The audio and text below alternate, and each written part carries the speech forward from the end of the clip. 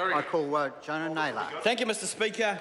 Well, it's been an interesting evening so far when we've debated this bill. I've seen people from the other side of the House who say we're being too hard on criminals, and then we've heard from New Zealand First saying we're too soft on criminals. And we just had a really interesting challenge from my colleague Derek Ball, who sort of dared any of us on this side to say how would somebody survive on half their benefit or survive on none of their benefit. Mr Speaker, I think that's the point.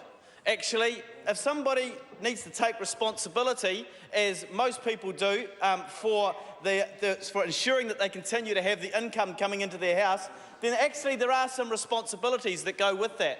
And this is what we expect of those people is actually they comply with their community sentence, then they will never, ever, ever, ever have to worry about that issue that Mr Ball has just suggested. Mr Speaker, let's just start a little bit with talking about offenders. Now, many offenders who are found guilty will find themselves in prison, and they will find themselves there because of the seriousness of their crime. That needs to be some sort of deterrent for them ever re-offending, or it might be for the sake of public safety or otherwise. But there are other offenders, Mr Speaker, who, in our wisdom over the years as a society, have realised actually will do better by having a community sentence of some description because their chances of being rehabilitated and re-offending are lessened than if they go to prison. And so, Mr Speaker, we have community-based sentences for some people. But it is right and it is fair for society to expect that those people who have had the privilege of not going to jail and have had the privilege of actually serving their sentence in the community actually comply with that sentence. Now, when someone's in prison, it's pretty easy to enforce the rules and say what you can and can't do and that kind of thing. On community-based sentences, there are less tools available to ensure that people will comply. And Mr Speaker, this bill is about giving the Department of Corrections another tool in their toolbox to actually ensure that people comply. Now let's think about why we want people to comply with those provisions. Why do people have provisions in their community sentences? Well, the first one I thought of was to ensure their best chances of rehabilitation. We put those conditions on them, they meet them because we believe that by meeting those conditions, we stand the best chance of rehabilitating them.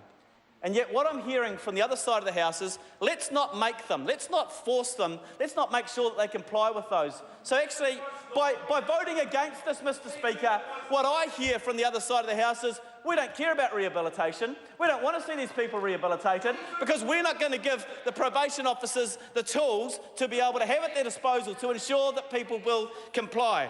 Now, the other issue is, the other reason we have those provisions in community sentences, Mr Speaker, is to help ensure public safety. And so, therefore, why would we not want people to comply? So maybe the people on the other side of the House say we're not going to give the probation officers another tool in their toolbox to ensure that people comply with their community sentences because we're not concerned about public safety. Well, Mr Speaker, on this side of the House, we are concerned with the rehabilitation of offenders to ensure that they stand less chance of offending in the future. We are concerned with public safety, and we will do what we can, and we will use the tools that are available to us to ensure that people are being rehabilitated properly, that they are going to have public safety. Now, they don't just get that thrown on them straight away, as has been well documented. This is to do with, there is warnings in place, and so this is not thrust upon them. And so we are not forcing people to not get their benefits. Those people are making that choice for themselves at the point where they say we're not going to comply with the orders that the court has put on us.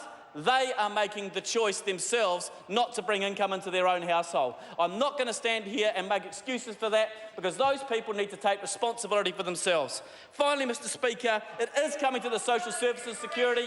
Why? Because it is an amendment to the Social Security Act. Mr Speaker, that committee is a hard-working committee who won't shy away from hard work. We're quite happy to engage with this. Yes, primarily it is to do with corrections, but it is going to make an amendment to the Social Security Act for which we're more than happy to take our parliamentary responsibility for. I look forward to this going through, coming to our committee and ensuring that New Zealand will be a safer, better place because this legislation is in place.